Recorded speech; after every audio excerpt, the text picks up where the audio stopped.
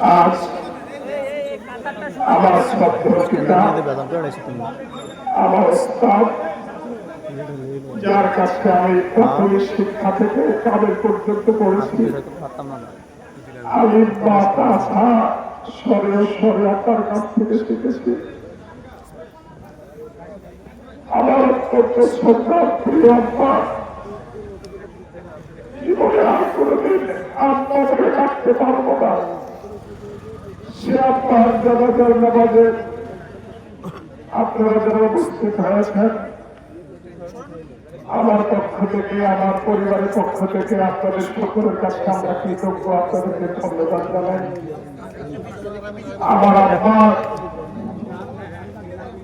আর গোটা দেশে হাজারো লাখো সুযোগ্য ছাত্র রয়েছে যারা গোটা দেশে আলো বিতরণ করছেন। বাবার বিষয়ে আজকের জানা যায় মেহমানদের পক্ষ থেকে বক্তব্য শুনে নিজেকে বড় অপরাধী মনে হলো, নিজেকে বড় অযোগ্য মনে হলো। আমি মরহুম ফজলুল করিম সাহেবের যোগ্য সন্তান হতে পারি নাই, নিজেকে বড় অথর্ব মনে হলো, অযোগ্য মনে হলো। সম্মানিত উপস্থিতি, আমার আব্বা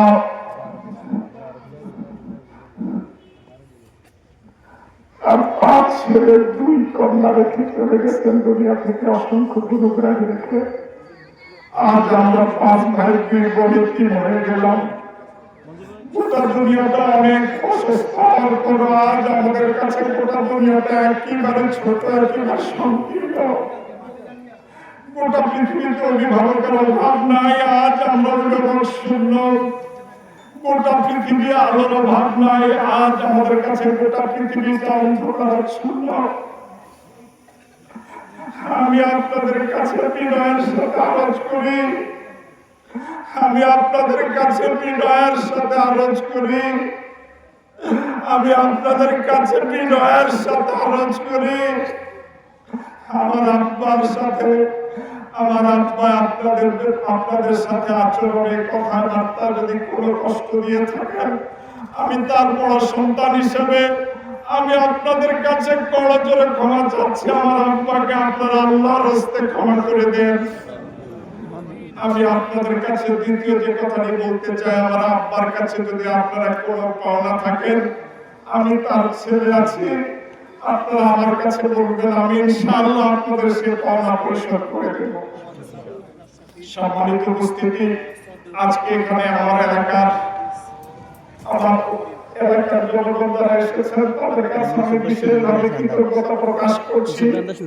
আমার প্রিয় গ্রাম আশরাফপুর গ্রামের জনগণ সর্বস্তরে আজ সকাল থেকে ফজর পর থেকে যেভাবে আমাদেরকে সাহায্য দিয়েছেন, সহযোগিতা করেছেন, যেভাবে পাশে দাঁড়িয়েছেন, আমি অভিভূত, আমি আপনাদের কাছে কৃতজ্ঞ।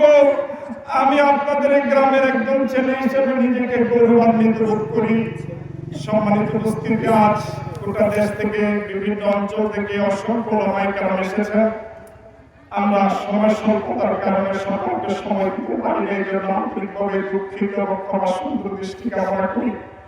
আজ বিভিন্ন রাজনৈতিক দলের নেতৃবৃন্দ এসেছেন, আজ বিভিন্ন রাজনৈতিক দলের নেতৃবৃন্দ এসেছেন। বাংলাদেশ জামাত ইসলামী আমিরে জামাত আপনাদেরকে সালাম পৌঁছিয়েছেন। সহকারী সেক্রেটারি জেনারেল আব্দুল হালিম ভাই, রহমান ভাইও আমার ভাই অসুস্থতার কারণে এখান পর্যন্ত আসতে পারেননি, এই জন্য দুঃখ প্রকাশ করেছেন।